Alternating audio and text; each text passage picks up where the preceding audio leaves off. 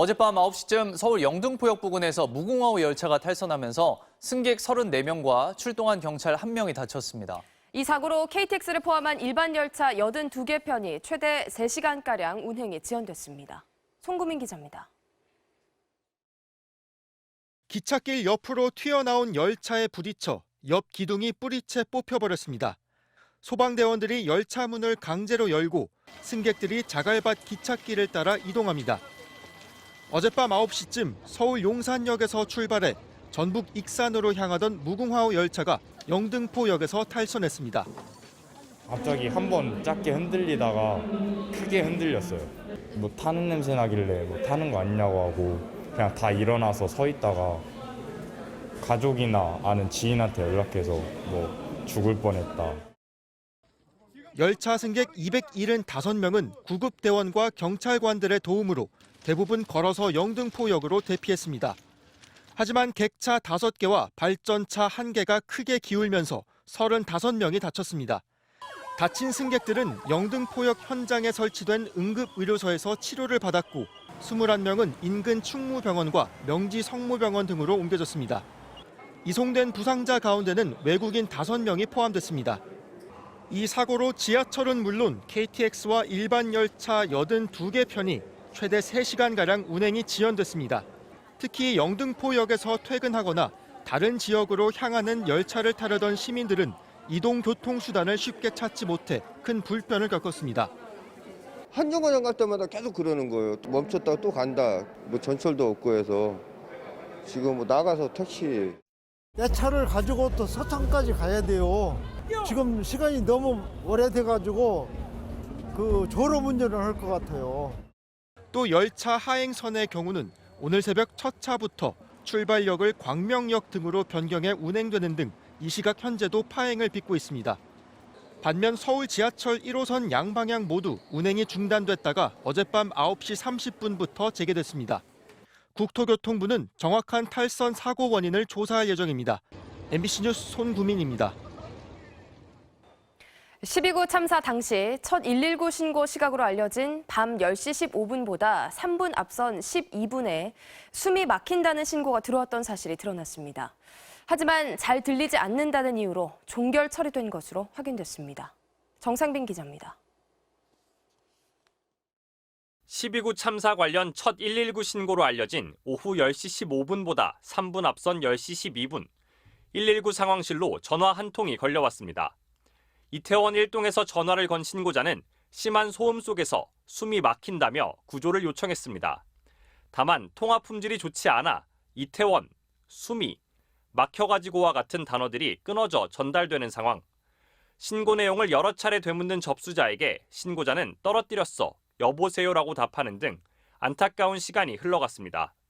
끝내 전화가 잘 안 들린다는 접수자 말에 신고자는 네라고 답한 뒤 전화를 끊었고 어떤 대응도 이뤄지지 못한 채 해당 신고는 마무리됐습니다. 사고 현장에서 신고된 것은 한 건이고 신고 접수자가 인지할 수 있는 그런 상황은 아닌 거라고 이제 판단하는데 소방당국은 해당 신고는 잘 들리지 않았고 신고가 문자로 자동 변환되지 않아 소방도 최근까지 인지하지 못했다고 해명했습니다. 압사가 우려되는 다급한 상황이었지만 대규모 인파를 관리할 수 있는 경찰 기동대는 사고 후 1시간 반가량 지나서야 투입된 사실도 확인됐습니다. 오후 11시 40분 이태원에 도착한 11기동대를 필두로 모두 5개 기동대의 지시를 내렸지만 자정을 전후해 부랴부랴 합류한 겁니다. 헬로윈 축제에 앞서 작성된 경찰 내부 보고서가 일괄 삭제된 정황 역시 추가로 드러났습니다. 문건 대부분은 이태원 안전사고를 우려하는 내용이었던 것으로 알려졌습니다. 참사 이후 보고서를 삭제한 것으로 지목된 용산서 정보과장은 정보보고는 절차대로 처리한 뒤 폐기하도록 돼 있다면서도 사실관계 등에 대한 질문엔 즉답을 피했습니다. MBC 뉴스 정상빈입니다. 윤석열 대통령이 어제 명동 대성당 미사에 참석하며 추모 행보를 이어간 가운데 대통령실 경호처가 야당 논평에 대해 비판을 쏟아냈습니다. 비어있는 한남동 관저 경비에 대규모 경찰 인력이 배치된 것을 민주당이 문제 삼자 무책임한 선동이라고 반박한 겁니다. 신수아 기자입니다.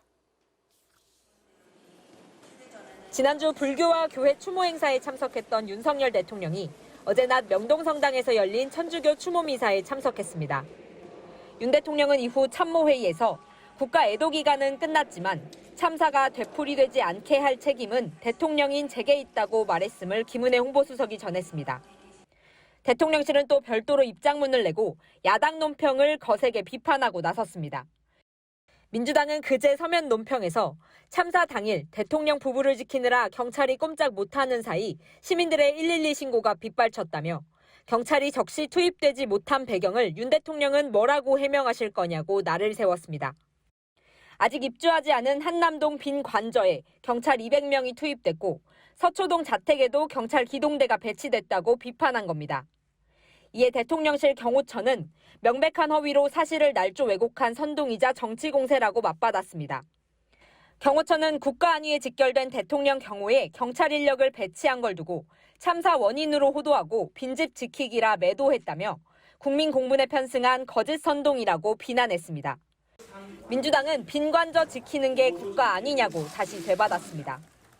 더불어민주당은 이태원에 경찰이 배치되지 못한 것을 물었을 뿐인데 무엇이 날조이고 무엇이 왜곡이며 무엇이 선동이고 정치 공세입니까?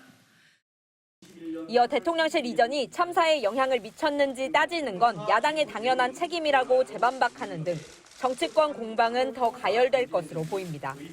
MBC 뉴스 신서아입니다. 미국 하원 의원 전원과 상원 의원 3분의 1, 주지사 등을 뽑는 중간선거가 이틀 앞으로 다가왔습니다. 마지막 여론조사에선 양당이 오차범위 안에서 대접전이었습니다. 뉴욕에서 이용주 특파원입니다. 상원 의원 자리를 두고 초접전을 펼치고 있는 펜실베이니아주에 전현직 대통령이 총출동했습니다.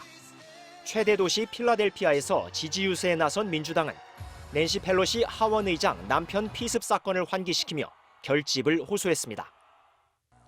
There's no place in America for political violence. No place for what we saw happen to Paul Pelosi, a friend of mine, and Nancy's husband. And basic decency are on the ballot. Democracy itself is on the ballot. 공화당은 트럼프 전 대통령을 앞세워 맞불 유세를 펼쳤습니다.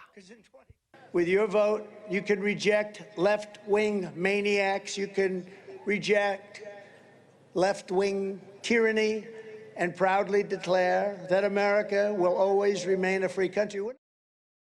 선거 막바지로 오면서 승부를 예측할 수 없는 초접전 양상을 보이고 있습니다.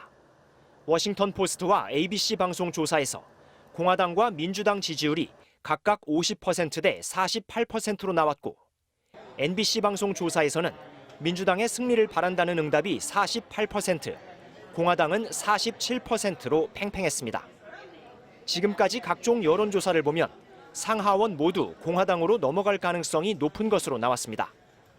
유권자 대다수가 경제를 핵심 요인으로 꼽았기 때문입니다. 극심한 물가 상승에 바이든 정부가 제대로 대처하지 못했다는 여론이 그간의 지지율을 좌우했던 건데 민주당 지지세가 모이며 추격하는 양상을 보이고 있는 겁니다. 이에 따라 선거 직전까지 두 당 모두 지지층 결집에 총력을 집중할 것으로 보입니다. 뉴욕에서 MBC 뉴스 이용주입니다.